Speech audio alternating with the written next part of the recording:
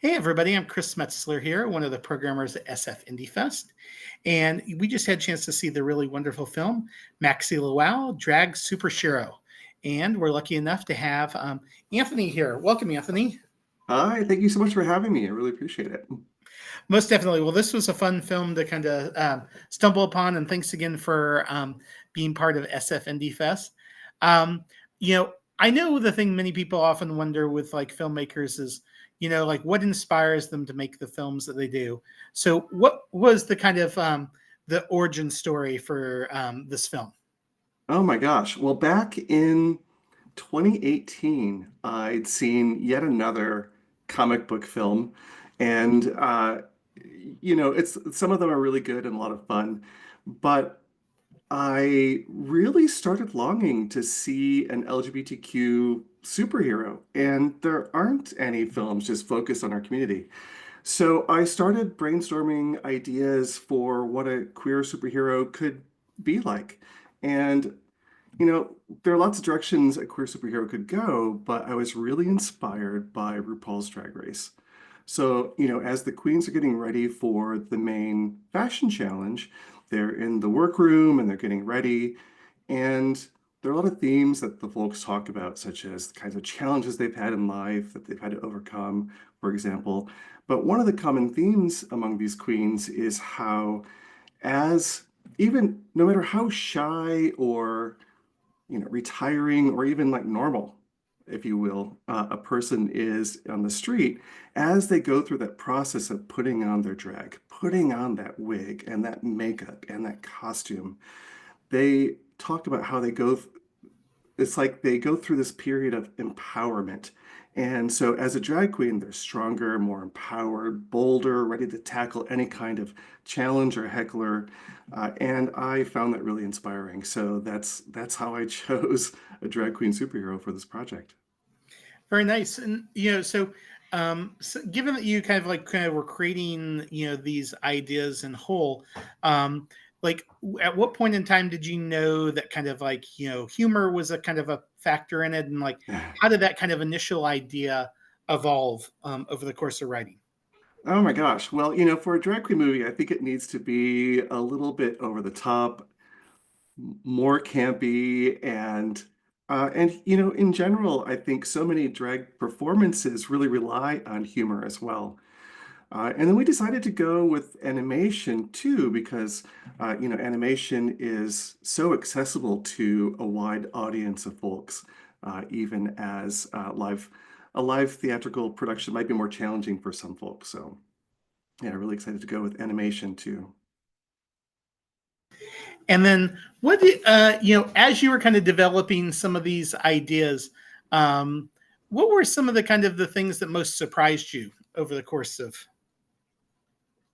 Oh my goodness gracious. So as a first-time filmmaker, I don't think I was prepared for how much paperwork there is. Like never-ending paperwork from bookkeeping to, union agreements to contracts and everything.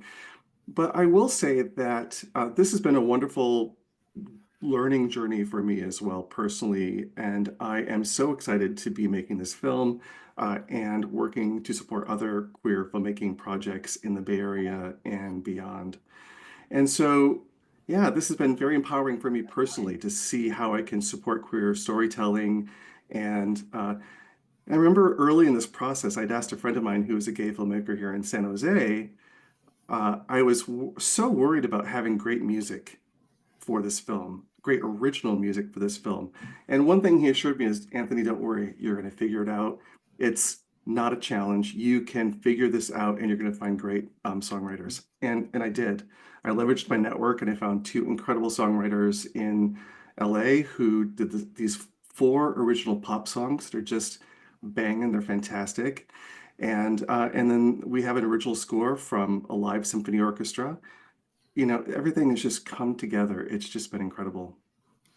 Very nice. And I know, there's kind of, you know, diverse set of different people that are involved in it. Like, how did you get the kind of larger Bay Area community to kind of come together and be there on screen uh, and come together for you? Oh my gosh. Well, this whole project really got started with a drag queen also. So, Darcy Drollinger is a friend of mine, and I've been fortunate enough to be able to support her film projects. So, when I approached her with this idea, she just jumped in with so much support and love. It's been incredible. So I asked her for a recommendation on a script writing collaborator who could take my story treatment and turn it into a filmable script. So she recommended Michael Phillis, who's probably very well known as being an actor, director here in San Francisco, an entertainer. He's also a part-time drag queen known as Patty from HR. So Michael wrote an incredible script, and then I went back to Darcy and said, okay, this is so good. Can you recommend a character designer? And so she recommended Johnny Burgess, who does all of the drag queen illustrations for Golden Girls Live, for Peaches Christ, and traveling queens that come in the area who need some promo illustrations done. And you can see these characters are fantastic and iconic, and so colorful as the colors just pop off the screen. So yeah, Darcy. And then when it came time to casting it, we approached RuPaul's Drag Race legends like Jinx Monsoon, Ben de la Creme, Rosé Monet Exchange, and Heidi and Closet.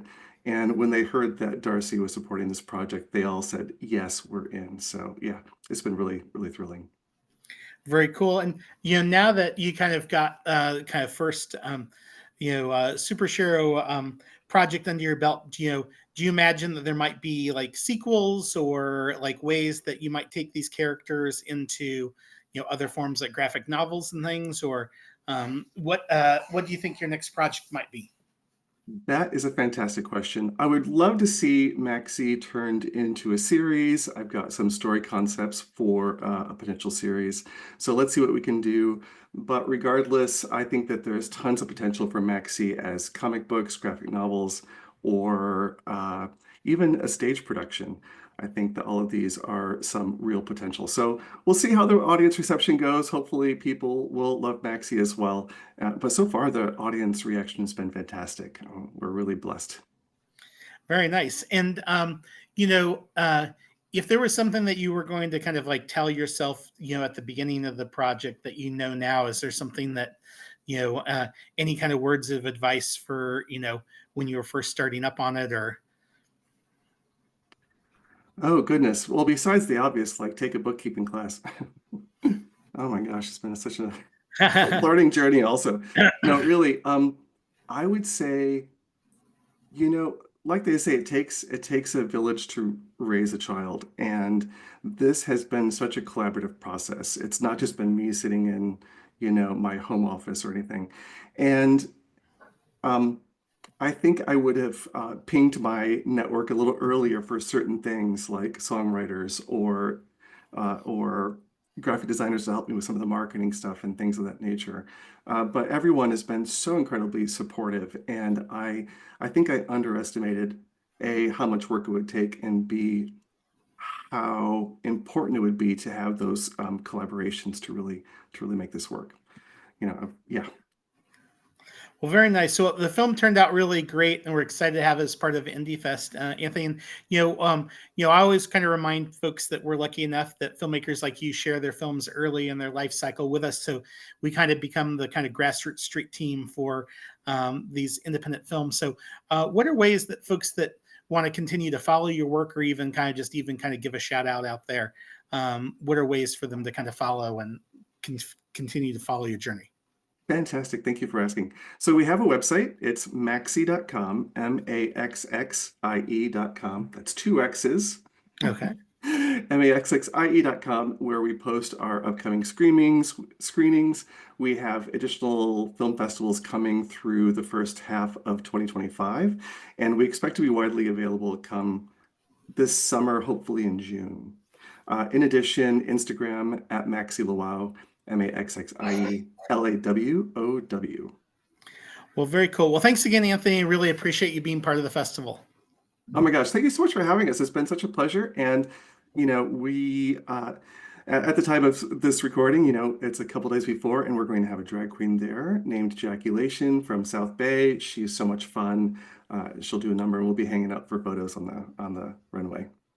Yeah, so even if you guys have seen the film online beforehand, get to the Roxy on Saturday and be part of the fun in person. It's going to be so special in our hometown premiere. Thanks again, Anthony. All See ya. right. Thank you so much.